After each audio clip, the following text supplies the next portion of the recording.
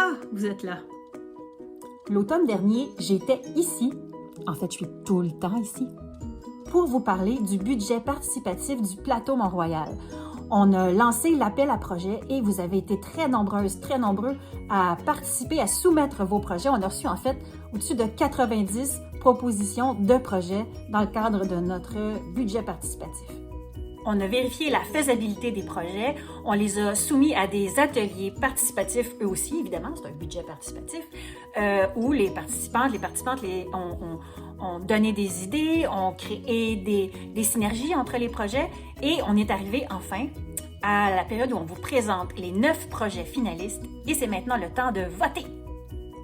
On a des projets d'agriculture urbaine, de sécurité alimentaire, de transport collectif, de verdissement de nos rues et de partage d'outils. Qui peut voter?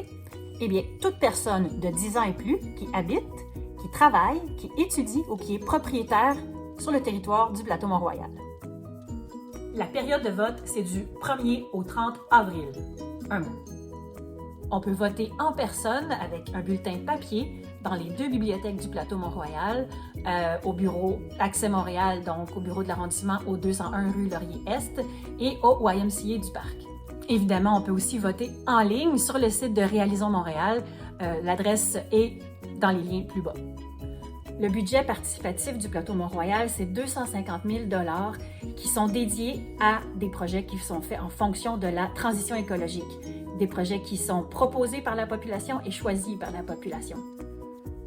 Quand on parle de la transition écologique, en fait, on parle de la nécessaire transformation de toutes nos activités de production, de consommation, pour qu'elles aient le moins d'impact possible sur l'environnement et sur les humains, sur la société, sur les sociétés.